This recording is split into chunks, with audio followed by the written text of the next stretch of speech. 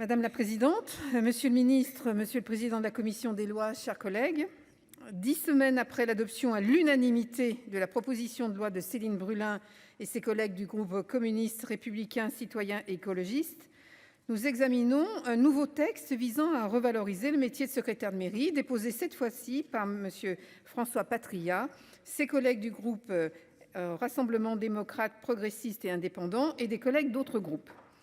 Les textes se suivent et ne se ressemblent pas toutefois. Et contrairement à la proposition de loi précédente, le gouvernement a engagé la procédure accélérée le 1er juin.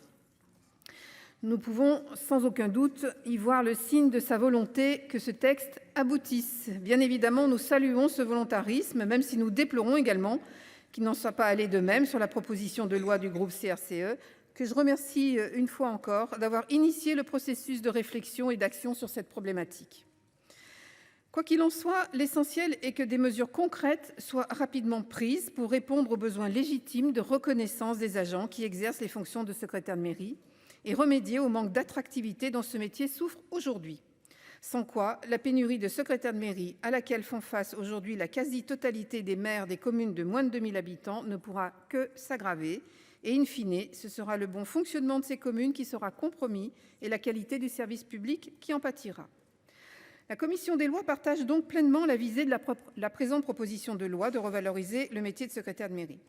Elle souscrit en particulier à l'objectif de favoriser l'accès à la catégorie B pour des agents qui, parmi les secrétaires de mairie, relèvent de la catégorie C. La proposition de loi entend favoriser cet accès par le biais de 2 nouvelles voies de promotion interne. La première, dérogeant à la règle des quotas, expirerait au 31 décembre 2028, tandis que la deuxième, reposant sur la validité d'une formation qualifiante, serait pérenne.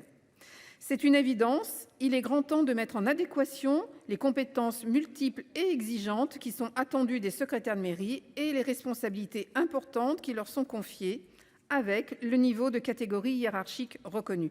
En conséquence, il convient de consacrer l'emploi de secrétaire de mairie comme un emploi de catégorie B au moins. J'insiste vraiment, monsieur le ministre, sur ce sujet. Pour ce faire, la priorité est de permettre aux agents de catégorie C qui sont aujourd'hui en poste d'accéder à la catégorie B, qui sera déterminée par décret. En pratique, seraient visés les secrétaires de mairie de catégorie C qui sont en poste depuis 15, 20 ou 25 ans, qui n'ont pas la possibilité de passer les concours et à qui les règles de la promotion interne de droit commun ne permettent pas non plus de passer en catégorie B. Un délai d'environ 5 ans leur serait offert pour bénéficier de cette voie dérogatoire de promotion interne. C'est donc l'objectif de l'article 1er dans sa rédaction issue des travaux de la commission. La deuxième étape est de permettre aux agents de catégorie C en poste depuis une durée moindre d'accéder également à la catégorie B, à la condition cette fois-ci d'avoir validé une formation qualifiante. Cette nouvelle voie de promotion interne est proposée par l'article 2 tel que modifié par la commission. En commission, nous avions jugé nécessaire de lever l'ambiguïté qui affectait la rédaction de l'article 2 et avions donc réservé aux secrétaires de mairie déjà en poste la voie de la promotion interne par la formation qualifiante. Notre objectif était de ne pas accroître pour l'avenir le nombre de secrétaires de mairie de catégorie C. Cela nous semblait en contradiction avec la conviction selon laquelle l'emploi de secrétaire de mairie doit être réservé aux catégories B et A. La rédaction proposée par le gouvernement à l'article 2 nous semble toutefois adéquate. En permettant aux agents qui seraient nommés à un emploi de secrétaire de mairie entre la promulgation de la loi et le 31 décembre 2028 de bénéficier de la promotion interne via la formation qualifiante. Cette date du 31 décembre 2028 est importante. Elle doit marquer, selon nous, la fin de la possibilité pour les maires de nommer aux emplois de secrétaire de mairie un agent de catégorie C. Débutera ainsi une nouvelle dynamique de recrutement et pour les secrétaires de mairie, la consécration pleine et entière de leur emploi comme un emploi de catégorie B. Bien évidemment, ce tournant fondamental nécessitera une mesure réglementaire, à savoir la modification du statut particulier du cadre d'emploi des adjoints administratifs territoriaux. Nous serons par conséquent particulièrement attentifs à ce que le gouvernement procède à cette modification. Sans elle, la présente proposition de loi manquera son objectif essentiel. Par ailleurs, la commission a souhaité renforcer l'identification des fonctions de secrétaire de mairie et pour cela, consacrer de manière innovante l'exercice de telles fonctions dans le Code général des collectivités territoriales. Cette disposition pourra, je le crois, contribuer à la meilleure reconnaissance de ces agents en levant les ambiguïtés qui peuvent exister aujourd'hui. Enfin, nous devons tirer parti de la succession, à quelques semaines d'intervalle, de 2 textes portant sur le même sujet pour enrichir le texte dont nous discutons aujourd'hui par les dispositions votées à l'unanimité en avril. Afin d'accroître l'ambition de la présente proposition de loi, la commission a donc repris les mesures relatives à la formation, à la promotion interne et à l'emploi de contractuels. Tout d'abord, la commission a souhaité conforter la formation des secrétaires de mairie, qui est essentielle au regard de la variété des missions exercées, de la technicité des compétences requises. L'article 2 bis introduit ainsi une formation initiale obligatoire propre à ces agents. L'objectif est que chaque secrétaire de mairie dispose, dès sa prise de poste, des outils adaptés pour exercer ses missions. Nous savons en effet combien, une fois en poste, il devient difficile au secrétaire de mairie de suivre des formations, même de quelques jours seulement, par manque de temps, éloignement géographique du lieu de formation et surtout en raison de la quasi-impossibilité à se faire remplacer en leur absence. Ensuite, parce qu'il est nécessaire d'améliorer les perspectives d'évolution de carrière de l'ensemble des secrétaires de mairie, quel que soit leur cadre d'emploi, l'article 2 ter vise à favoriser de façon pérenne aussi bien la promotion interne des secrétaires de mairie de catégorie C pour leur accès à la catégorie B que celle des secrétaires de mairie de catégorie B pour leur accès à la catégorie A.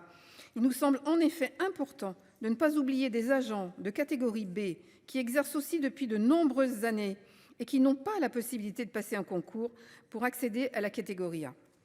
Enfin, la commission a jugé nécessaire de compléter les dispositions visant à renforcer l'attractivité de l'emploi de secrétaire de mairie par une mesure visant à donner aux employeurs locaux davantage de souplesse.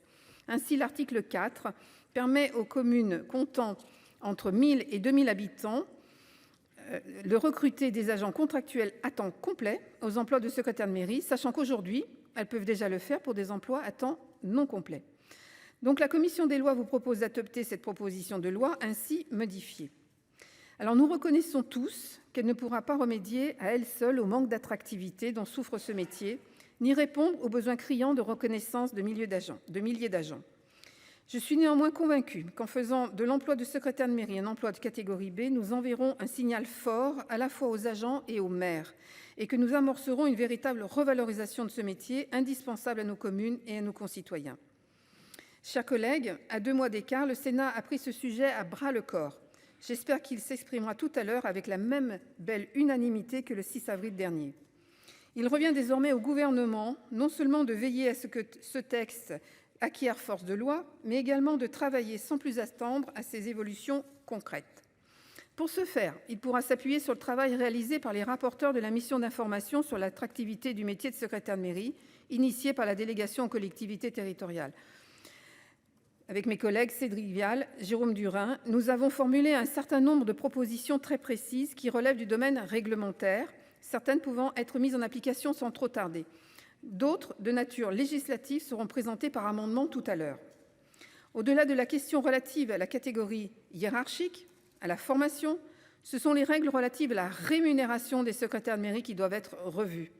Plus largement, c'est l'ensemble des grilles indiciaires de la fonction publique territoriale qui doit être réformée. La récente revalorisation de l'indice minimum de traitement pour suivre l'augmentation du SMIC a en effet accru encore un peu plus le tassement des grilles indiciaires. 1/3 des agents des collectivités est désormais payé au SMIC. De même, la refonte générale des règles d'avancement pour l'ensemble des fonctionnaires mériterait d'être menée à bien au plus vite. Alors, Monsieur le Ministre, je vous le disais déjà le 6 avril, la balle est dans votre camp et merci de ne pas attendre un 3e texte pour agir. Je vous remercie de votre attention. Merci, cher collègue.